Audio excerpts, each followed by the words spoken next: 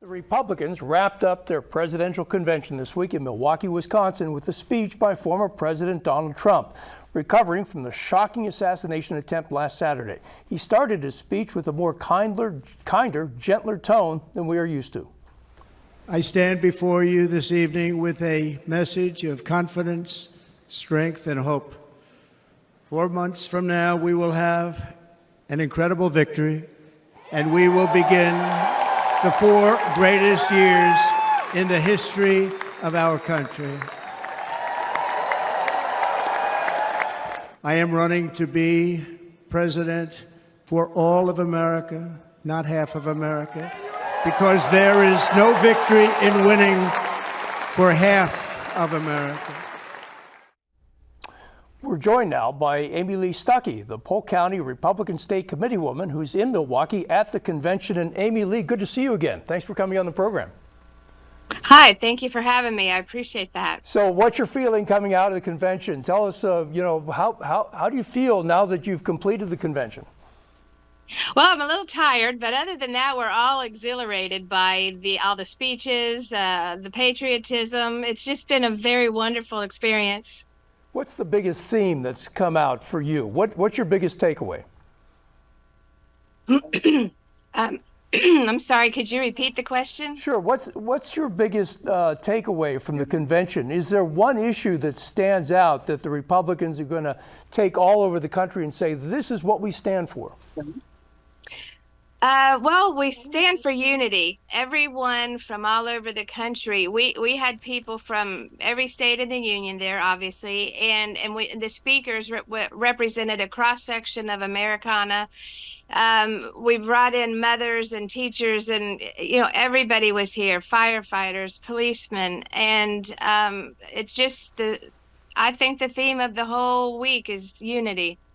So tell me about J.D. Vance, the selection for vice president. Who do you think he appeals to? What do you think about the selection? Well, having been a Marine myself, of course, I love it. I think it's the greatest decision he could have made. You can't go wrong with a Marine. Prior to that, I didn't, know that much about him. I wasn't even sure he was in the running. He wasn't on my short list when people were asking me. So it was quite a surprise, but a pleasant and a wonderful surprise. So somewhere between 5 and 7 or 8% of the country is up for grabs. The rest of the country is pretty much decided. Who do you think J.D. Vance appeals to? Veterans, for sure. Family men. Possibly Yale law graduates. I just think he's every man. Coming from humble roots, so he'll appeal to the people who are pursuing the American dream, which is most of us, isn't it? So I think he has a broad appeal. A cross section of America is going to love him if they don't already. President Trump started off his speech in a pretty somber tone. He was pretty reflective. He talked about unity, but then he changed tone after about 30 minutes. And I want to play some of the sound bites when it comes to immigration. This is what he said about immigration. It's a massive invasion at our southern border that has spread misery, crime, poverty, disease, and destruction. We have to stop the invasion into our country that's killing hundreds of thousands of people a year. No hope or dream we have for America can succeed unless we stop the illegal immigrant invasion. They're coming from prisons, they're coming from jails, they're coming from mental institutions and insane asylums. The Republican platform promises to launch the largest deportation operation in the history of our country. I will not let these killers and criminals into our country. Is the party united behind that message? I believe so. Reports are varying, but upwards of 10 or 11 million people have crossed the border in the last several years, and we don't know who they are. We don't know where they are. They're not vetted. They're obviously illegal, so they've already broken the law. Many of them are from gangs, and they're from countries that hate us. It's everything he said is true, and I think most of the American people would agree with it.